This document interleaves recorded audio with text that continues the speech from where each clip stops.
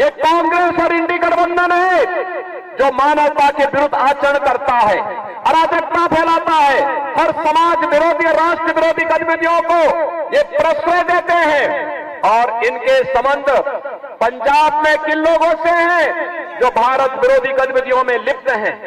शाहीन बाग की घटना और शाहीन बाग की घटना के बाद जिस प्रकार से इस दिल्ली को दंगों की आग में झोंकने का काम इन्होंने किया था, ये किसी से छुपा हुआ नहीं है। और इसीलिए तो बहन और भाइयों, इंडी गठबंधन इस समय घबराया हुआ है तो यूपी के बुलडोजर से घबराया हुआ है। इनको मालूम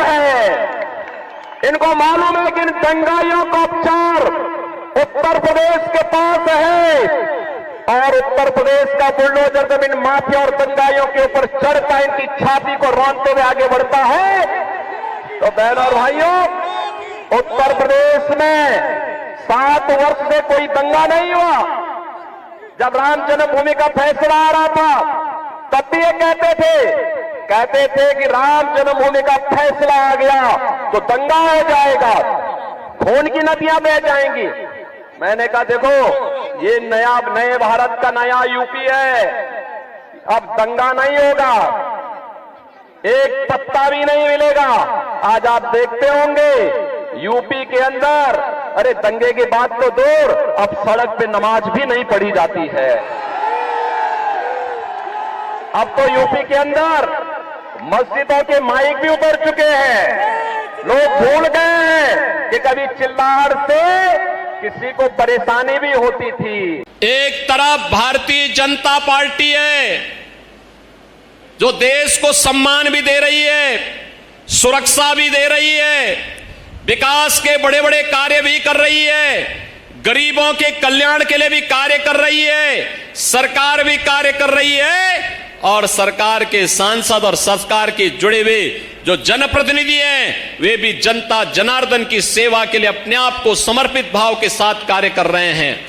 और दूसरी तरफ ये आम आदमी पार्टी है, आप देख रहे होंगे सुबह की शुरुआत उनकी एक झूठ से होती है और अंत भी किसी एक नए झूठ से होती है ना।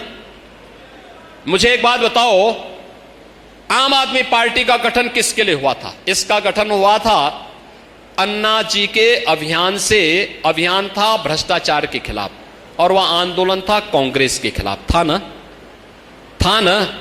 आज उसी कांग्रेस को अपने गले का हाथ एक साथ मिलकर के अब देश को लूटने के लिए चले हैं। देखो दिल्ली को तो तबाह कर दिया जी, देख रहे हो ना दिल्ली में कितनी गंदगी रहती है, कितनी दुर्व्यवस्था है, कितनी अव्यवस्था है, किस प्रकार की अराजकता की स्थिति है।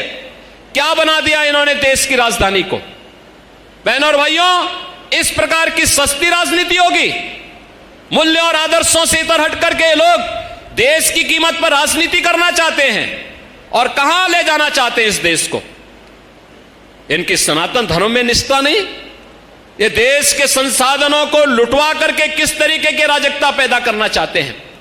पंजाब का क्या हाल कर दिया है, आज वहां सारे माफिया, सभी अपराधी, बड़े बड़े गैंगस्टर फिर से खड़े होकर गैंगवार शुरू हो गया है।